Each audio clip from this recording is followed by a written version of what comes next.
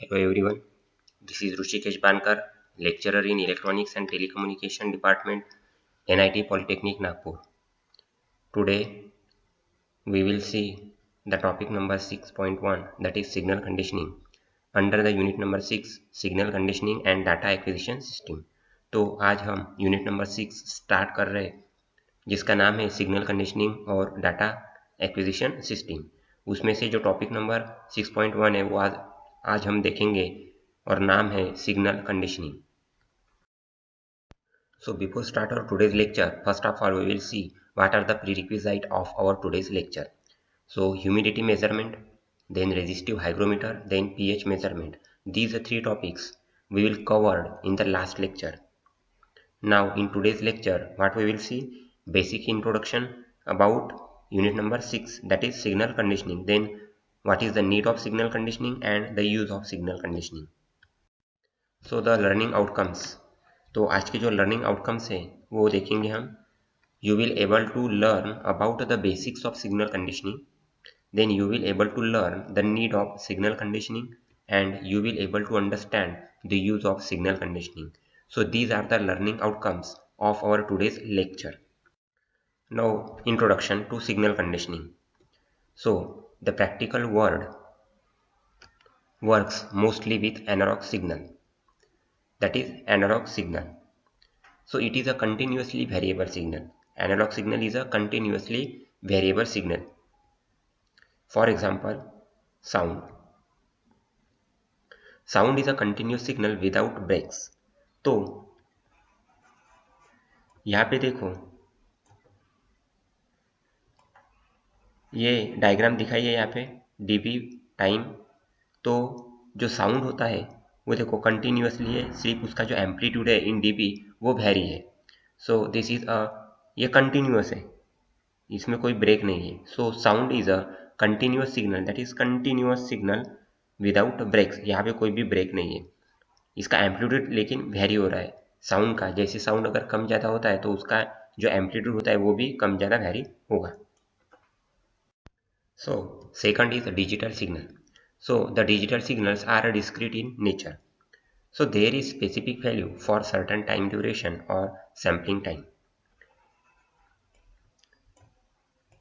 तो देखो यहाँ पे डिजिटल नंबर, देन टाइम और सैम्पलिंग.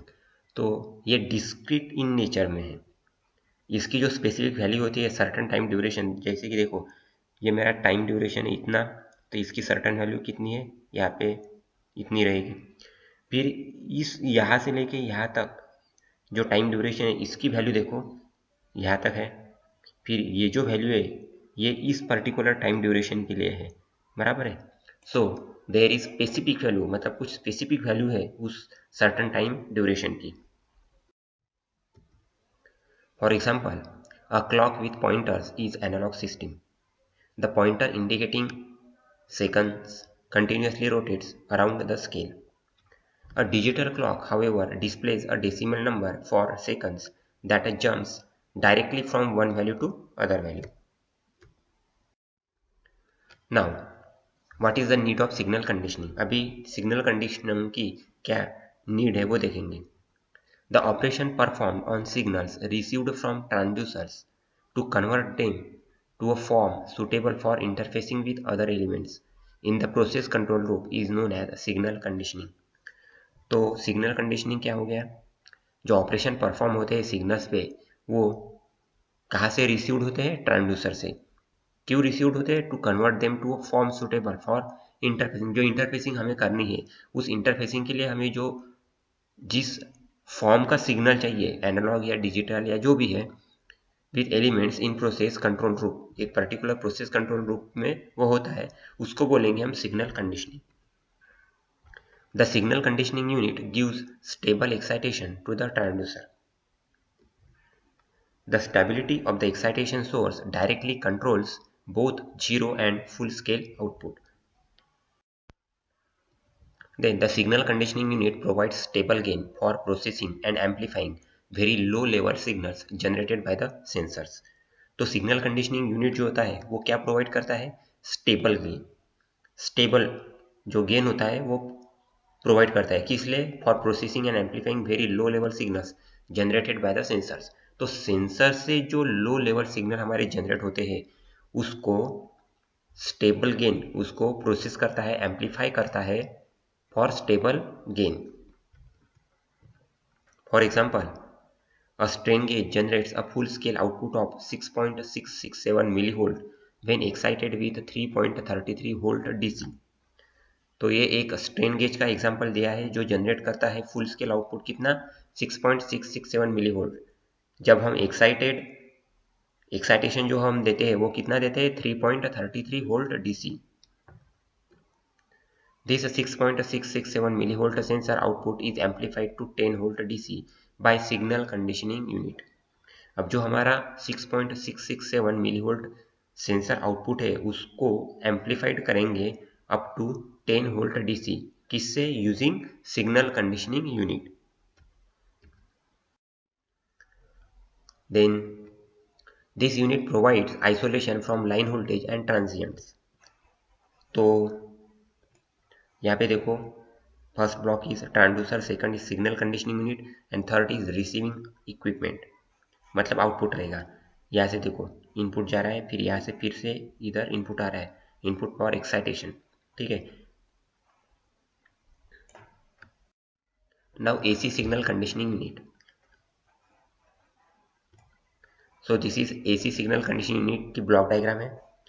यहाँ पे देखो इनपुट में ट्रांसड्यूसर है, then goes in transducer output goes to input protection, then the output of input protection is goes to instrumentation amplifier, then this amplifier will amplify the signal, then zero correction, उसमें कुछ error आता है क्या वो देखते हैं, उसके बाद में span correction, then RMS DC, then filter, then SH circuit that is sample and hold circuit, then the output of sample and hold circuit gives to AD converter, then the output of AD converter goes to RS485 transmitter, and this is our output. So this is the block diagram of AC signal conditioning unit. The AC signal conditioning unit receives the input signal from the transducers। जो AC signal conditioning unit होता है वो input receive किससे करेगा, from transducer से। So first block is input protection।